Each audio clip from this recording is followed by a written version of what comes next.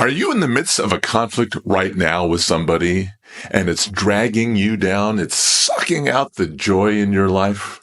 Hi, I'm Pastor Jeff Kaplan with Strength for Today with Dr. J.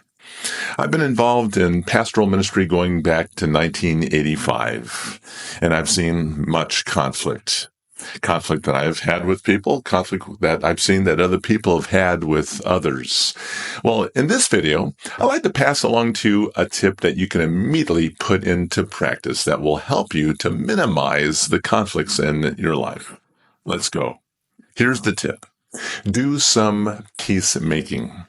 Be a peacemaker rather than being a troublemaker. Make it your ambition to be an ambassador for goodwill instead of going around acting like a real pill.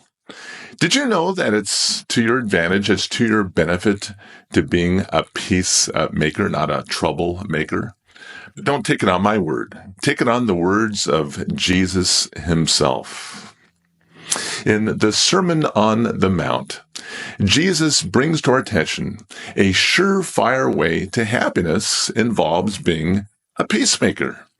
The seventh beatitude tucked away in Matthew chapter 5, verse 9, simply words it like this: Blessed or happy are the peacemakers, for they shall be called the sons of God. Now, as frustrating as it may seem to you, it's not always easy to be at peace with people. Not everyone is interested in peace. Some people are more interested in war. They are like the U.S. General George Patton from World War II, who seemingly was not happy unless he was involved in a good fight with somebody. Now, because there are people like this who exist, they're just maybe even contentious. They are combative. I'm so glad that the words of Romans chapter 12, verse 18 can be found in the Bible. There we are told, if possible, so far as it depends on you, be at peace with all men.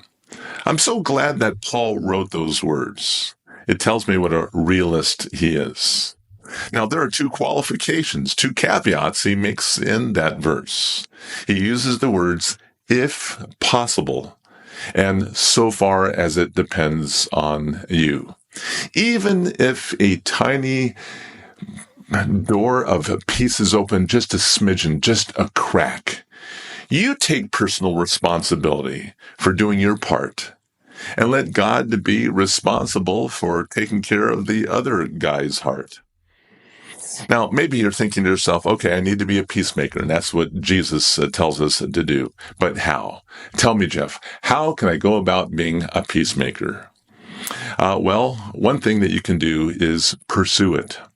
Hebrews chapter 12, verse 14 says, pursue peace with all men. The New International Version puts it like this: make every effort to live in peace.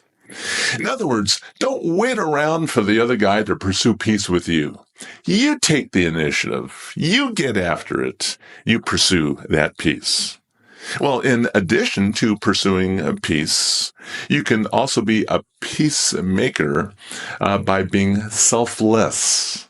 Rather than being selfish, you can put yourself off to the side and selflessly be involved in the peace process.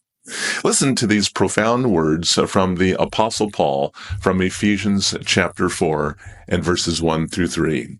I, therefore, the prisoner of the Lord, entreat you to walk in a manner worthy of the calling with which you have been called, with all humility that deals with your spirit, and gentleness. That has to do with your manner, your approach in dealing with people, with patience. That pertains to your attitude, showing forbearance to one another in love.